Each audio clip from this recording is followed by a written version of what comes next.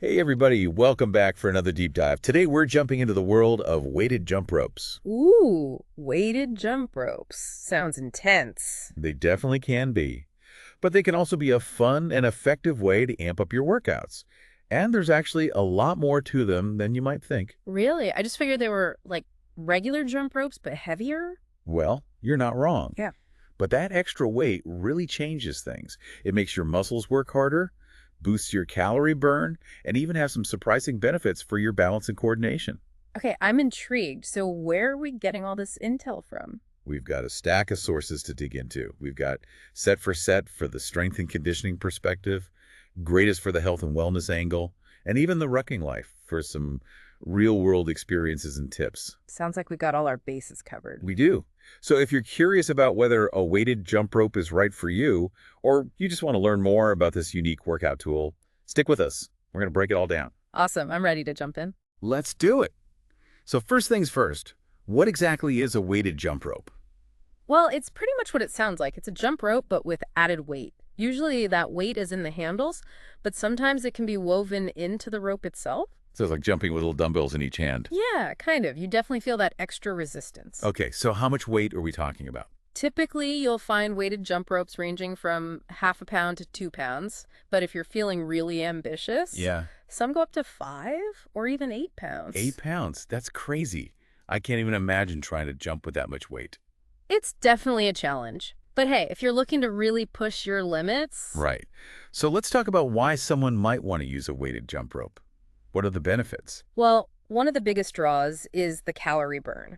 The Rucking Life actually did a comparison and found that a regular jump rope burns about 7 calories per minute. It's already a pretty good workout. Yeah, it is. But get this, a weighted rope bumps that up to 8 or 9 calories per minute. Okay, so we're talking an extra calorie or two per minute, Right. It might not seem like much, but those calories add up. especially if you're jumping for a longer period of time. Exactly. And beyond just burning calories, weighted jump ropes engage a lot more muscles than regular jump ropes, especially in your upper body. Ah, because you're working against that extra resistance. Yep. Think about it. Your forearms are working hard to grip the handles, your shoulders and back are engaged to keep you stable, and even your core is firing to keep you upright. So we're getting a cardio workout and some serious muscle engagement. Sign me up. Right. It's like a 2-for-1 deal. This is sounding less like a simple jump rope and more like a secret weapon for overall fitness. So what else can these bad boys do? Well, Greatist actually highlighted a bunch of less obvious benefits, like improved cardiovascular health. Makes sense. Your heart's working harder to pump blood with that extra weight, right? Exactly. And over time, that can strengthen your heart and improve its function. They even mentioned that weight-bearing exercises like this can help with bone density.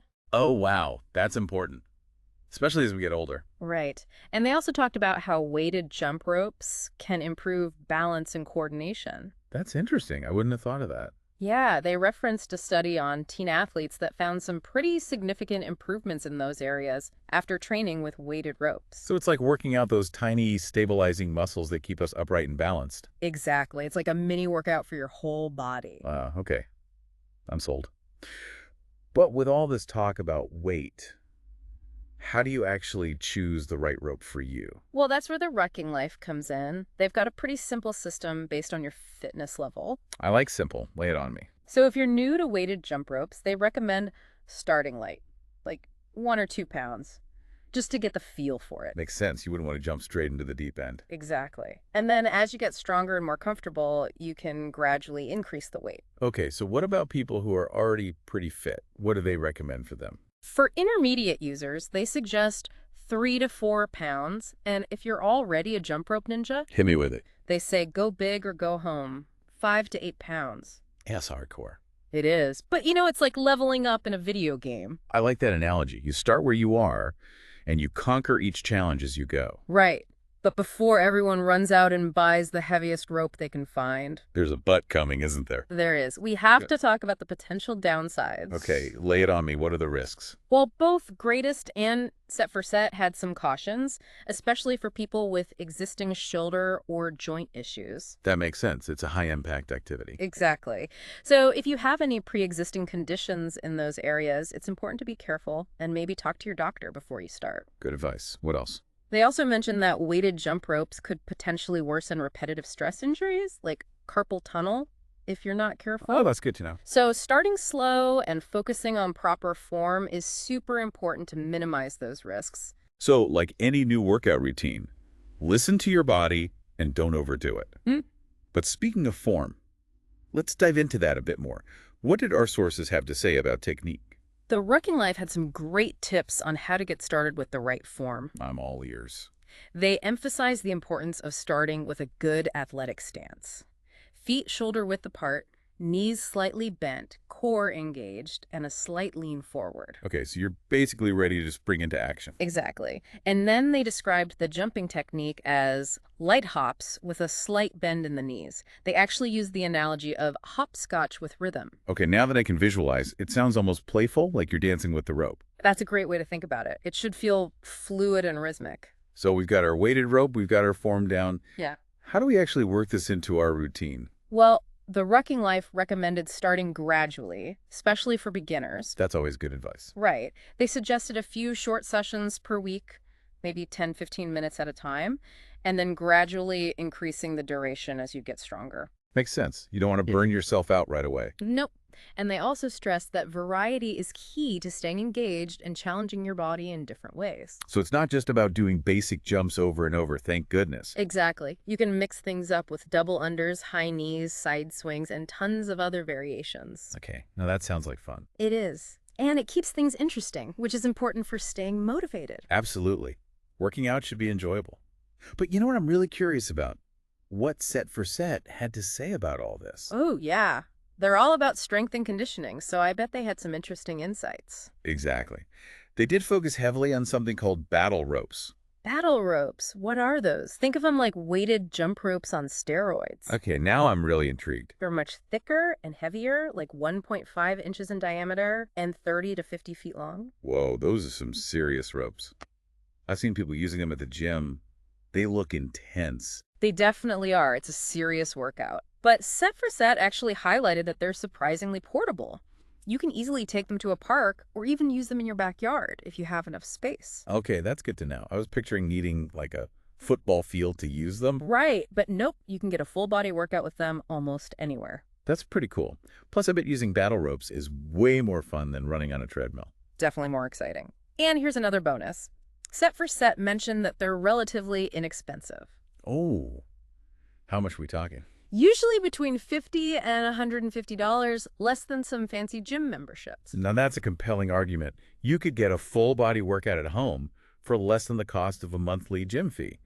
But I'm guessing there's a catch. Those things look like they need a ton of space to swing around safely. You're not wrong. Space is definitely a consideration. Set for Set recommends at least 10 to 15 feet of clear space to really use them effectively, and they did caution against using them if you have any pre-existing shoulder issues. Yeah, that makes sense. Seems like it would put a lot of stress on your shoulders. Right. It's all about choosing the right tool for your body and your goals. So maybe if we're looking for a more compact and accessible way to get a weighted jump rope workout, we stick with the lighter ropes.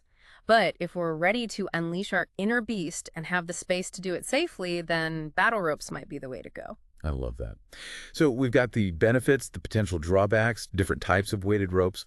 But how do you actually incorporate these bad boys into a workout routine? Did Set for Set offer any guidance on that? They did. They actually suggested two main workout structures for battle ropes, using what they call a 1-to-1 ratio and a 2-to-1 ratio. Okay, I'm intrigued, but I'm not familiar with those ratios. Can you break them down for me? Sure. So the 1-to-1 ratio means you work for a set amount of time and then rest for the same amount of time. For example, you might do 30 seconds of battle rope exercises, followed by 30 seconds of rest. Got it. So you're essentially matching your work time with equal rest time. What about the 2-to-1 ratio? That one involves working for a longer period and resting for a shorter period. So you might do 30 seconds of work followed by just 15 seconds of rest. Ah, so that sounds more like a high-intensity interval training or HIIT approach. You're really pushing your cardiovascular system with those short bursts of intense activity. Did Set for Set recommend specific exercises to pair with these ratios? Yes, they did. They gave some great examples for beginners, things like double waves, power slams, alternating waves, and crossovers. Okay, so you're basically using those ropes to create wave-like motions, Slam them against the ground. What are crossovers? You cross the ropes over each other. It's a great way to engage different muscle groups. Those sound intense, but also like a lot of fun. I'm assuming you could modify those exercises for a weighted jump rope as well, right? Absolutely. It's all about adjusting the intensity and movement patterns to suit the type of rope you're using. For example, instead of slamming a battle rope against the ground, you might do a squat jump with your weighted jump rope. So it sounds like whether you're using a lightweight weighted jump rope or a heavy-duty battle rope, the key is to be creative and find what works for you. Exactly. And honestly, it all sounds way more engaging than just running on a treadmill. Right. So much more dynamic. And Set for Set actually pointed out something really interesting about battle ropes, and this applies to weighted jump ropes as well. They can be a really effective tool for breaking through plateaus. Oh, interesting. Tell me more about that. Well, they explained that because they engage your muscles in new ways and challenge your coordination, they can help you break out of those frustrating fitness ruts and see new gains. So it's like giving your body a whole new set of challenges to adapt to. I like that. It's not just about pushing yourself harder. It's about finding new ways to stimulate your muscles. Exactly. And by pushing your limits in new ways, you're not just improving your physical strength, you're also building mental toughness and resilience. Right. Think about it. Conquering those challenging exercises can boost your confidence and give you a sense of accomplishment. That's so true. It's not just about how much weight you can lift or how many reps you can do. It's also about pushing through that mental barrier and proving to yourself that you can do hard things. Love that. And weighted jump ropes, with their high intensity nature and all those creative variations, can really help you develop that mental fortitude. Okay, so we've covered a lot of ground here. We've talked about the benefits, the drawbacks, different types of weighted ropes, how to choose the right weight, different workout structures, and even the mental aspects of training with them. But before we move on, did our sources offer any additional tips or insights that might help our listeners on their weighted jump rope journey? Let me think. Ah, yes.